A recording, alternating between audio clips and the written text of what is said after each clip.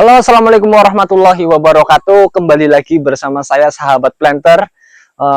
Mudah-mudahan teman-teman selalu diberi kesehatan dan kelancaran rezekinya oleh Allah Subhanahu wa Ta'ala. Amin, amin ya rabbal alamin.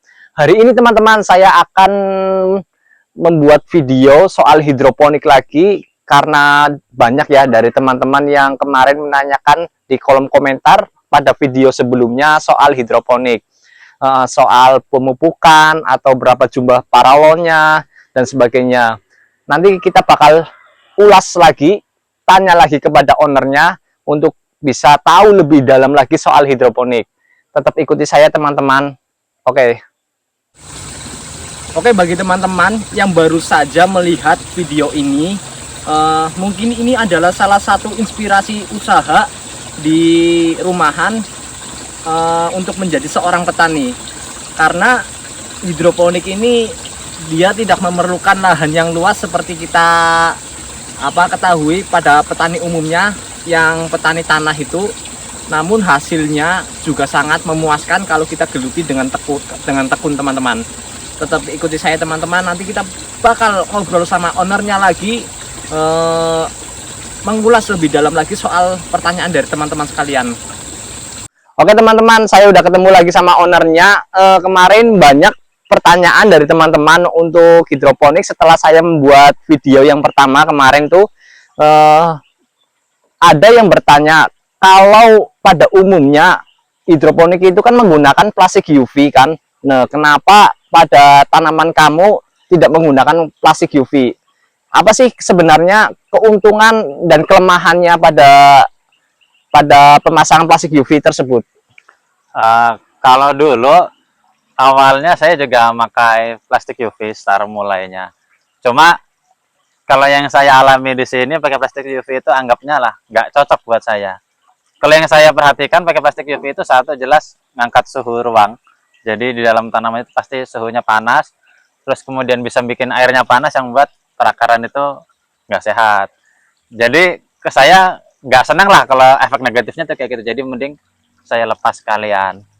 Kalau utamanya sih kalau yang saya nggak suka itu ya suhu panasnya, cuma tetap ada efek positifnya kalau pakai UV, yaitu pas musim hujan dia kan nggak kontak langsung sama air hujan, jadi bisa bikin tanaman itu lebih kuat terhadap penyakit ya. Ini selanjutnya, ini kan di sini saya melihat ada pipa dengan kemiringan datar, ada pipa yang dengan kemiringan agak menurun kan. Nah, yang menjadi pertanyaan saya, ada nggak sih pengaruh pemasangan pipa seperti itu?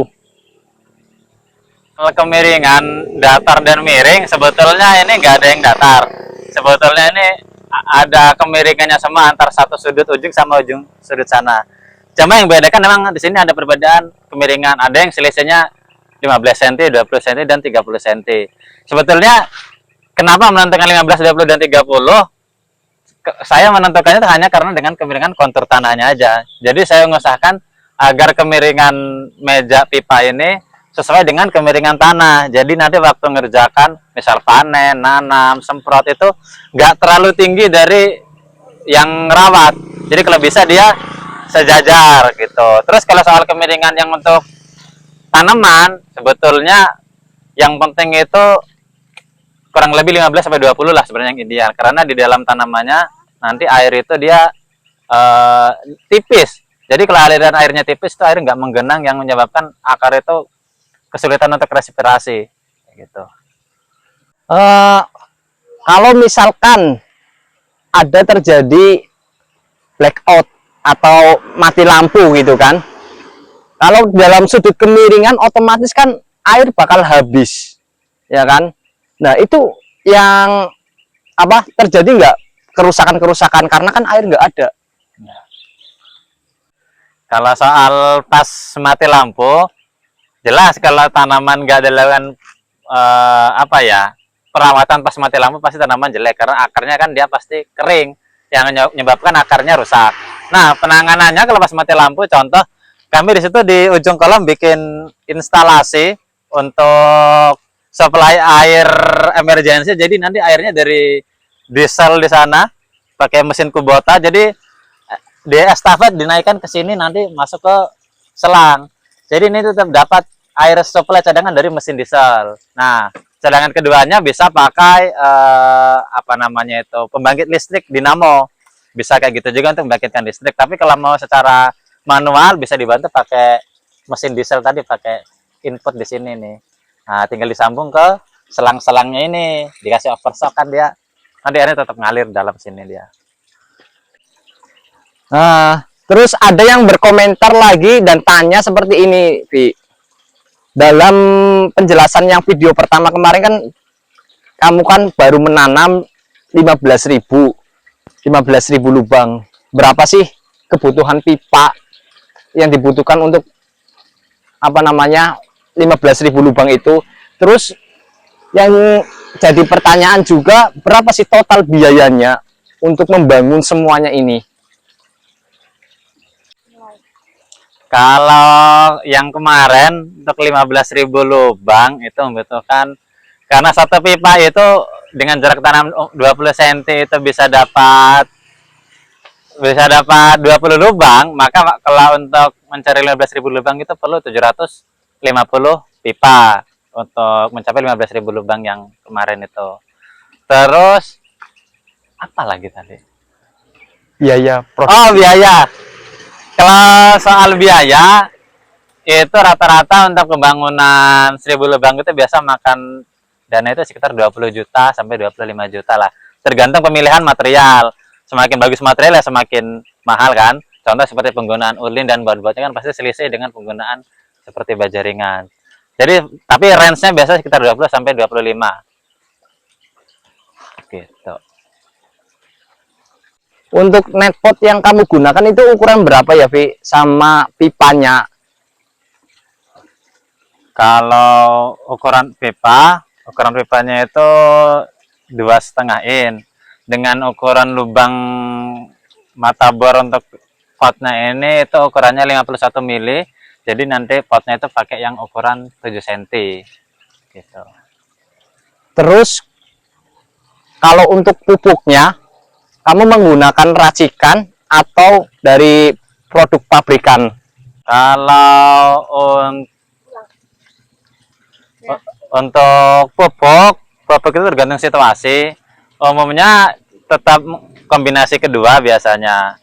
Karena kalau menggunakan racikan itu kan barangnya nggak selalu ready bahan bakunya. Kalau yang mudah pasti yang menggunakan ya AB Mix tadi kan kita tinggal carikan aja, dan itu di toko pupuk hidroponik pasti banyak, pasti ready. Wah, untuk selanjutnya nih, Vi, untuk hama yang biasa terjadi kalau di hidroponik, khususnya di bawang pre ini apa sih? Terus untuk pengendaliannya kayak apa? Terlebih lagi kan punyamu ini tidak pakai UV kan? Seperti itu. Bisa dijelaskan? Kalau pengendalian hama yang sering terjadi di bawang putih itu nomor satu pasti ulat geraya, musuhnya pasti itu.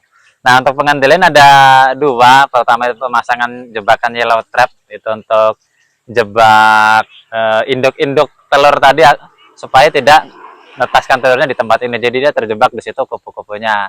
Terus kedua juga menggunakan insektisida dengan berbagai macam bahan aktif, bisa pakai kloronthalonil contohnya seperti itu. Dengan rotasi bahan aktif 3 hari sekali itu ganti-ganti. Jadi hamanya itu nggak mudah resisten. Kalau kita terlalu sering menggunakan satu bahan aktif secara berulang-ulang, nanti dia pasti resisten karena ulat grayek itu mudah resisten dia. Untuk yang terakhir ini, Vi, pertanyaan dari teman-teman, berapa besar sih pembiayaan listrikmu untuk usaha hidroponik ini?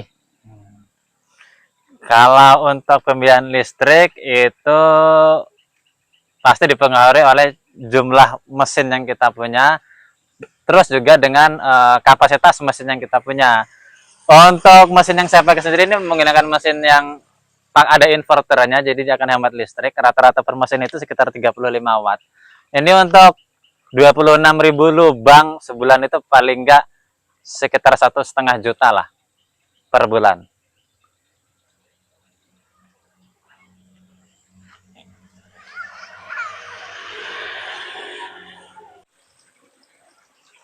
Kalau ini umur berapa ya, Vi? Rata-rata kemarin berapa sih? Dalam satu kali rotasi panennya bawang pre ini? Kalau yang ini umurnya baru 3 hari, yang ini baru tanam. Umumnya satu rotasi itu butuhnya 2 bulan. Jadi 2 bulan dari tanam itu nanti panen. Terus pararet itu atau apa namanya, pararet itu buat ganti UV kah, Vi? Kalau paranet ini bukan pengganti UV, karena ini dulunya sebelumnya tanamannya selada. Nah, selada itu kan tanaman yang nggak bisa kena panas terik. Dengan suhu Kalimantan sini yang panasnya ekstrim kan, jadi saya kasih paranet zaman dulu waktu untuk nanam selada. Cuma karena sekarang nanam bawang pre ini saya gulung sekarang. Oh. Oke teman-teman, sedikit banyaknya pertanyaan dari teman-teman sudah saya sampaikan kepada ownernya soal hidroponik. Barangkali ada pertanyaan tambahan dari teman-teman, bisa teman-teman ajukan ke kolom komentar. Dan seperti itu teman-teman. Terima kasih Mas Kavi. Sama-sama.